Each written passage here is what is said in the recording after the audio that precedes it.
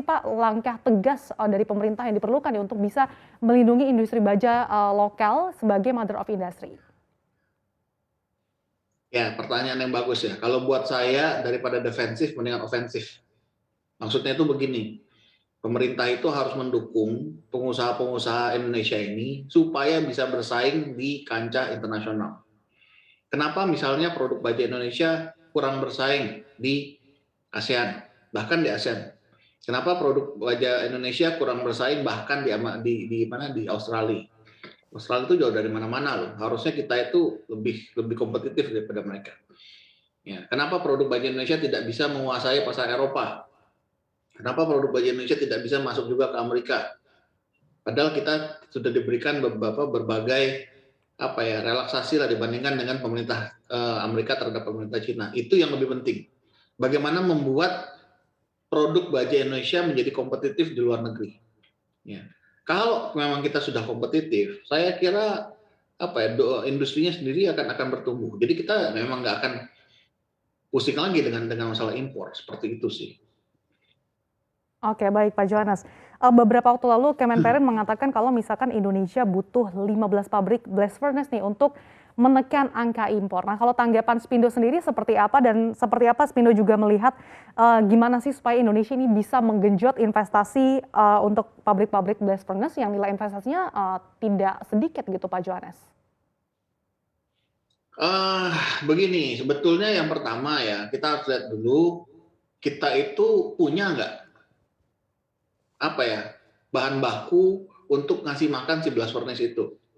Blast furnace itu tuh nggak gampang loh. Blast furnace itu begitu nyala, dia sudah harus jalan terus dan dia harus dimasih makan.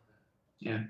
Apakah Indonesia punya cadangan iron ore cukup untuk ngasih makan 15 blast furnace? Itu yang pertama. Kalau memang enggak, tentunya harus dicari alternatif. Ya. Jadi sekali lagi kita harus lihat dulu apa sih yang sebenarnya dibutuhkan dan apa yang kita punya. Nah, kita harus lihat Indonesia ini kaya dengan pasir besi, bukan biji besi. Biji besi itu yang kayak yang keduanya itu di Australia. Tapi sekali lagi nggak apa-apa. Kenapa? Karena kita dengan Australia itu dekat. Balik lagi, apakah ada inisiatif-inisiatif pemerintah untuk mempermudah misalnya impor biji besi dari Australia untuk ngasih makan si 15 berbelas yang katanya dibutuhkan tadi. Jadi memang harus memang harus runut sih. Nggak bisa, oh ini nggak boleh impor gitu loh. Nah, isunya bukan itu. Isunya adalah bagaimana impor ini tepat guna. Jangan sampai over mematikan, jangan sampai kurang mencekik juga begitu.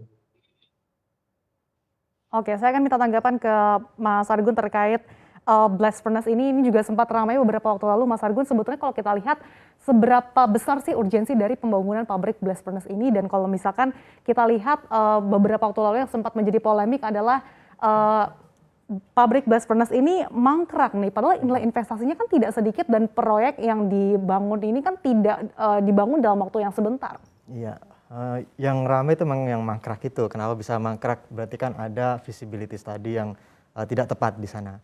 Kalau yang saya dengar misalkan di Krakatau Steel ada blast furnace yang katanya masih kurang fasilitas apa BFL itu blast furnace oksigen gitu. Nah, apakah memang itu permasalahannya? Kalau menurut Dirutnya kan memang karena nggak ada fasilitas itu maka terjadi inefisiensi, dan kalau terus dioperasikan dipaksakan maka malah rugi. Sementara mereka lagi restrukturisasi utang ya, lagi ada problem keuangan. Nah, pertanyaan apakah memang seperti itu? Karena setahu saya di Uni Eropa ya tidak semua memiliki fasilitas itu BFO itu tadi.